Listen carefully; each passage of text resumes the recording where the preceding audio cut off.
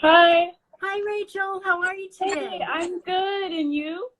I'm all right. Thank you so Oh, much for I being hope you here. get better soon. Thank you. Me too. So, yes, hi, those who don't know me. I am Lauren with Me Too Many Voices. And this is Rachel Amifa Afi Markham coming to us from Ghana today. And Yes. it's, I think, a little after 7 p.m. there for her. And Yes. she is going to talk to us about the impact and culture of sexual assault in Africa. And so I am going to turn it over to you, Rachel, and thank you for joining us. No problem. No problem. The pleasure is all mine. Yeah. So, today I will be talking about sexual assault in Africa, and everywhere else in the world, it's something that does happen here. But what I think is really unique about it personally is the fact that it's ingrained in our culture, and I'm going to explain all of that. So when I say it's ingrained in our culture, I mean when you look back at the traditional ways of doing things, the traditional ways of courting, and approaching the opposite sex, people were actually taught to be a little bit aggressive, or a lot aggressive. So how it would go for, let's say, boys or men and everything, they'd be taught to, do little slick things like trick her to your house, trick her somewhere, corner her, overpower her physically, um, groping, and inappropriate touching and other things. Sorry about that. Bless you. I actually had a really Don't bad worry cough. about me. Ignore me. I'm a mess. I actually had a really bad cough like 2 months ago. It was really bad. And whenever I would go in public, you should just see how people would look at me. But it was a really bad cough. But I really do hope you feel better and you get better. Um, I think I was talking about how they would teach men to, approach women. So yeah, they would teach them to be aggressive, try and trick her, get her to your house, get her to your room, um, um, force yourself on her physically. And then for the women, they would be taught to do things like seduce him, get him somewhere, take off all your clothes, sexually stimulate him, touch him without his consent, in order to sexually stimulate him, and then, basically have your way with who you're interacting with. So you see remnants of that in our present day when you're looking at assault.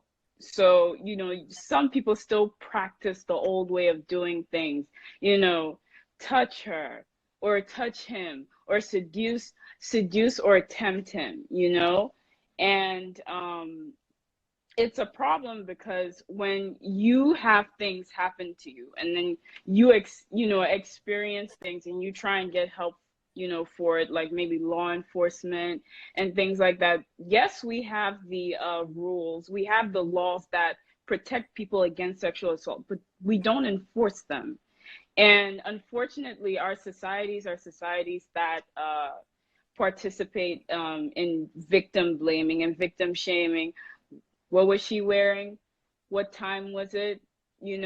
Why was she there? Why were the two of them alone?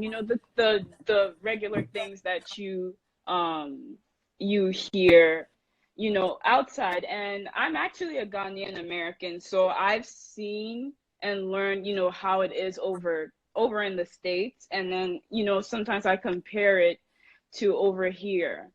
Um, you have the people that go around to public places and will touch people without their consent. These are all the things that happen all around the world, and it happens here too. And because it's ingrained in our culture, some people actually don't even see this as sexual assault or understand that what they are doing is sexual assault. They don't understand, that even if they know it's wrong, or even if they understand that morally it may be wrong, still there's still that line. There's still that line they cross where they really convince themselves that what they're doing is okay, is basically okay. So you'll realize, from talking with people, they'll tell you that, oh, I've had this happen to me, I've had that happen to me. Child sexual assault is also something that's very common here. You'd realize that people, as young as the ages of 10 and below have experienced, some form of sexual assault. And most of the times it's not always, and even with, other forms of sexual assault, when you're older, it's not always some random person in the streets that sees something that they like and they're like, oh, I'm gonna go for that. Most of the time it's people that they know. So, I've met young men who've, experienced sexual abuse at the hands of cousins, at the hands of aunties, the list goes on. And then with the girls, it's the same. And if it's not a family member, it's a family friend, It's always somebody you trust, because they see that you're comfortable around them. They see that you've let your guard down. They see that you trust them, and they look at you and they're like, I want to take advantage of this. And entitlement plays a huge role in it. Unfortunately, some people feel strongly entitled to another person. And something that I've noticed personally is that it seems like some people don't really understand the concept of consent. They have the idea, but they don't understand that you're not supposed to assume somebody is okay with something. And I would like to add on to when I said that they would teach in the past, they would teach boys and girls, or men and women, to go about, approaching the opposite sex in an aggressive manner and way. I would like to add on to that, and to add that they are actually taught to understand that, when you go at someone like that, there is a huge chance that, you could get rejected, or there will be resistance. So, instead of teaching them that, if you have feelings for someone, even if it's not romantic, even if it's just sexual, you should just sit down and have a conversation with the person and tell them how you feel and see how they feel about it. But instead, we teach people to assume that just because, for example, someone is nice to you, you have a platonic relationship with someone, you're being friendly towards someone, and whatnot. We teach people to take that as some form of consent, or, oh, maybe that person is interested in me. And so they'll, some people proceed to force themselves on you. And then when you resist, when you try to physically fight back, or verbally, whatever anyone is comfortable with, or what they feel at the time, that I want to say something, because we have to remember, not all victims are comfortable with confrontation, or fighting back, because sometimes it's really easy to be overpowered physically by someone else. So they'll teach them that when you go at that person like that and they start fighting back, then that means your assumption was wrong. And I'm like, you could have just sat down, had a heart to heart with the person, told them how you felt, even if it's not from a romantic standpoint, but from, just a sexual standpoint, to, just let them know how you feel and accept whatever comes with it, you know? So, that's another problem that we have, and that we don't talk about enough. And we also have a lot of enablers in our society. Sometimes people will actually, urge and push people to be a little aggressive about how they go at someone, because, sometimes, shout out to my therapist. I have a therapist, and he's also Ghanaian, and he's very aware about, the African society and African culture, and everything I'm saying. A majority of it I learned from him, and he was telling me that, um, basically, this is just literally how it is. And he had to be honest with me. He said, sometimes when certain things happen to you, there's not really much you can do about it, because realistically, we don't see it as a severe problem over here. It's kind of like it's the norm. It's kind of like it's the norm. So, he explained to me that, also it's very common to see, first time sexual experiences amongst people. They experienced it at really, really young ages, 5, 6, 7. It's awful. It's awful. And, it's a really big problem. And I feel personally that law enforcement doesn't really do enough. In all honesty, I feel like because it's not that we don't have the rules, we don't have the laws that protect people against that. We do, but we don't enforce them.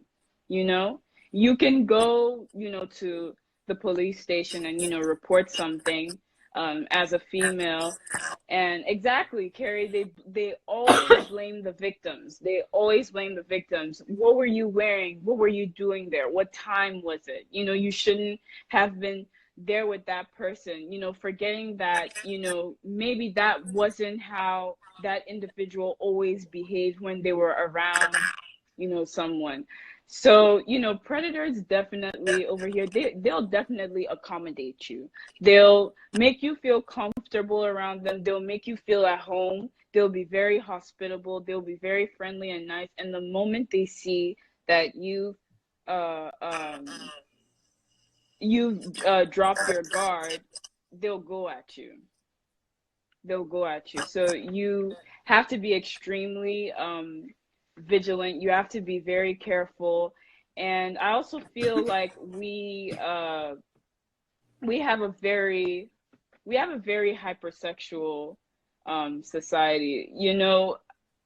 Someone being a friend to you, or exchanging platonic, acts of interactions and everything, that shouldn't be seen as, oh, I think this person is attracted to me, and there's nothing wrong with thinking that. But it's the way some people are going about it, the way they're going about, approaching the opposite sex. Um, I also want to add that I have unfortunately met an overwhelming amount of boys that have experienced, sexual abuse. Some or most as children. Some, experience, penetration. Some are, played with. It's really sad, and it actually has an effect on them. It has an effect on them. And I remember reading once, about, someone in Nigeria was talking about how he was raped by 3 girls. And when he went to the police to report it, they basically told him that, you're not a man for saying what happened to you is rape, you know? And they were almost getting angry with him. They're like, what are you talking about? And this is due to the fact that, unfortunately, that there's a narrative that men always want sex, boys always want sex. I've heard another online personality or speaker talk about how he met a woman that said that certain boys or certain men can never be raped because they'll always want it. And I don't it's really saddening, because I don't understand how people can't understand the fact that it's not just about whether you're a boy or a girl, whether you're supposed to like it or you're not supposed to like it. It's about consent. When you have the power to say, okay, I'm going to share my body with this person, and there's the mutual agreement, there's the genuine sense of pleasure, happiness, no sense of fear whatsoever, than to have someone you didn't consent to basically just take that away from you, like it's nothing, or like you are nothing, or reduces you to something that they feel like they can just have. And it's really unfortunate, because there really are, when I tell you, I've met an overwhelming amount of men that have experienced something. It's really a lot. It's really a lot, and it's really a problem. And exactly. Exactly. It's about consent. Kids can't consent. The reason they target children, whenever I talk about child sex abuse, I like to, make the person I'm talking to understand that someone looked at a child. Someone looked at a child and got aroused. Aside that, someone looked at a child and was like, oh my goodness, this is someone that's going to be very easy to take advantage of. It's easy to keep them quiet. They're innocent. They're easy to physically overpower. Somebody actually looked at a child and had these thoughts run through their mind, and chose between yes and no, whether to do something to them, and chose yes. The same way they deep down know that doing something to someone without their consent isn't necessarily right, they still chose to go with yes, or they still choose to go with yes, because they don't face any repercussions, and for some people it's normal for them. It's normal for them. um but now, personally, I feel like things are changing.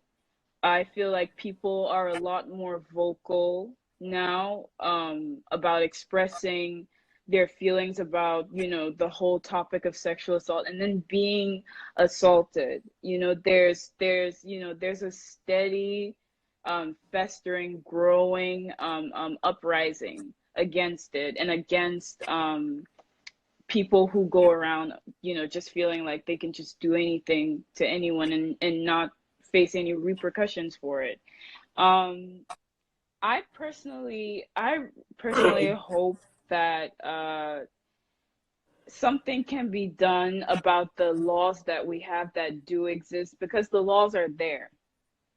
And it's not like we're not teaching, kids about sexual assault. It's not like we don't, educate them in schools. I've been through the school system here a majority of my life, actually. And there are two subjects where, and in junior high school at least, there are two subjects where you are actually taught about sexual assault. You're taught about molestation, and you're taught about rape.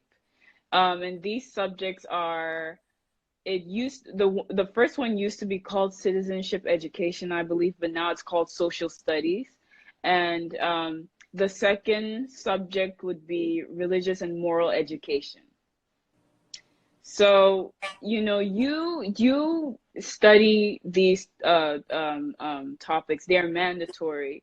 You study these topics when you're going through junior high school. So it's not like we are not, teaching our youth. It's not like we're not teaching them, but we're not really applying what we teach them. We're not enforcing them. We're not, making them understand that you have to internalize this.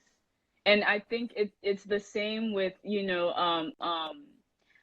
sexual intercourse. We learn about, the period cycle, we learn about ovulation periods, but a majority of people are walking around and don't know what an ovulation window or cycle or period is. But we learn about it. We learned about it, but we just didn't internalize it, and they didn't really drill it into us that you need to absorb and understand everything that you are learning and apply it to your life. And that it is important. And it's not something that you're just reading it just so you can pass the class, but it's really important. Our society is also, responding to the steady resistance against assault. More people are talking about it, both men and women. And I think as a 21-year-old, I'm 21, I'll be 22 on the 24th. But speaking to the other people in my age group, people are discussing it more. People are learning and they're understanding and they're respecting. So there is a slow and steady change. It's happening. It's slowly building up, but I feel like it needs to really just it needs to shoot up a little bit more, because it's a problem. It's a problem. You could probably, you know, have a room full of like 20 girls, and at least half of them would tell you that they've experienced some kind of some form of assault, non-consensual, all of that. And unfortunately, we have not done a good job in keeping statistics, because I tried to find statistics on assault. Correct me if I'm wrong, but I wasn't able to find any. We don't keep records of it, and I still strongly feel like part of it is because um, it really is part of our culture. It's ingrained in our culture. It's ingrained in our culture. So um, my final thoughts on it are. I I would definitely like and want to see more change as far as the law is concerned, and as far as reaching out to schools more, and maybe having more talks with them, having more talks with people, educating people, and making them absorb some of the things that we actually do learn in school. And hopefully the law enforcement starts to enforce the laws that are there to protect people from issues like this. And personally, I feel like they really should face severe punishments, because some people, some predators actually, a lot of them actually are not first time offenders. They're repeated offenders. They've done it before. That's why when they do it again, they seem so comfortable. It's like it's not a big deal to them. And then when they start getting into trouble for what they do, you see them panicking, because they're not used to that. They're not used to being held accountable for what they did. They're not used to, doing something and have someone tell you that, do you know what you did is sexual assault? Do you know what you just did is sexual assault? Or do you know what you're doing? That normally amongst families or people that adhere to the old traditional cultural way of doing things. Just if you want something, go for it. If you want someone, go for it. So my therapist and my friend, they were saying they've seen it so many times before where parents will sometimes actually help their kids set up other people, just so they can trap them and pounce on them or do whatever it is that they think is okay as far as courting and mating is concerned. And sometimes this can end in molestation. Sometimes it can end in rape too. And it's something that still happens in this day and age. It's something that still happens in this day and age. And it's really exhausting. It's exhausting. It's disappointing because I think that our society is developing not only infrastructure wise, or just the whole overall, African countries developing and everything. Our societies are developing too, but I think some of the ideologies that some of us, because I don't believe in that, um, that some people believe in they need to be eradicated because it's a problem, because it's a problem. And hopefully, hopefully now that people talk more, people are a lot more vocal, people are a lot more open. More people are talking about their experiences, whether as a child or something they're experiencing right now. People are finding the strength to come forward and to talk about it. And it's a step it's a huge step in the right direction. Sorry, I'm trying to read some of the comments. About strengthening the laws and standardizing consent as a basic norm. Yeah, exactly. Because that's that the person that said this, thank you. You put it really well. It needs to be standardized because some people literally don't understand that you can't just reach out and just touch someone, or anyhow, anywhere. They need to understand that you don't do that. You just don't do that to anyone. I got wrong. When you're 15, you know what you're doing. You know what you're doing. You know what you're doing. It's wrong.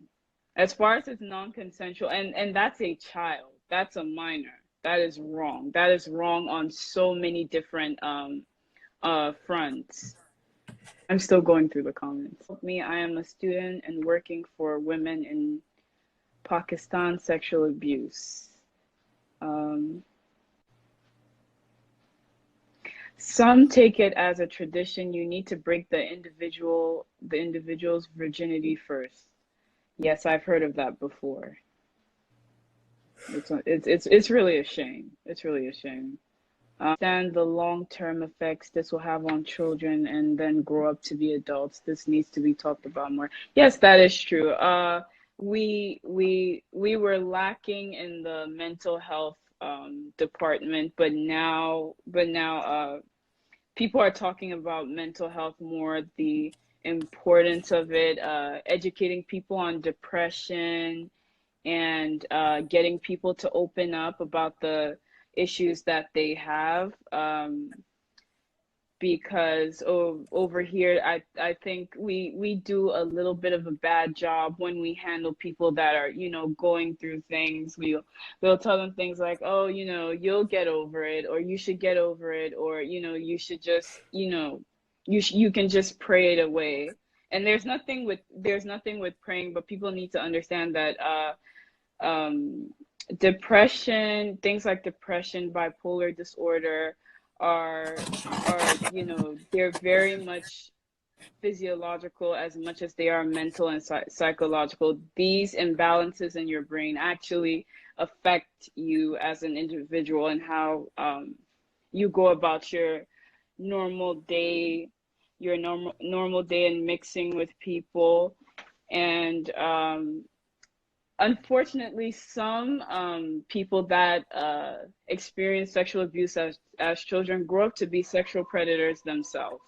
So I think what we can do to help fight against that is we need to really let our kids know that, if something is happening to you, or if something of this nature ever happens to you, you need to tell us. You can tell us, you can talk to us, instead of having them grow up and have all these issues with anxiety and depression and paranoia, PTSD, um, um, as far as, maybe you experience assault as a child, and you experience some form of assault as, an adult again, and it just throws you into deep depression and PTSD. So we're trying to do our best now, as far as mental health is concerned, and teaching people about it. If I'm seeing a shift, personally, I think I would say yes. I think I would say yes. A lot more women, are, they're doing more. They're having positions and statuses in society that are very impressive and very high, and they try their best to use their platforms to talk about, female empowerment, women's empowerment, empowering other girls. And then it's like, it's kind of like a wildfire, it spreads, and that's a good thing. It's a good thing. So that atmosphere is it's definitely moving around. Many places you can report it as a historical sexual assault even years later. Thank you for sharing that. UK, for example, I think US, there are differences between states. Yes, there are differences. There are differences um, between states. I have heard of that. I have heard of that. Yeah, that is it. That is it.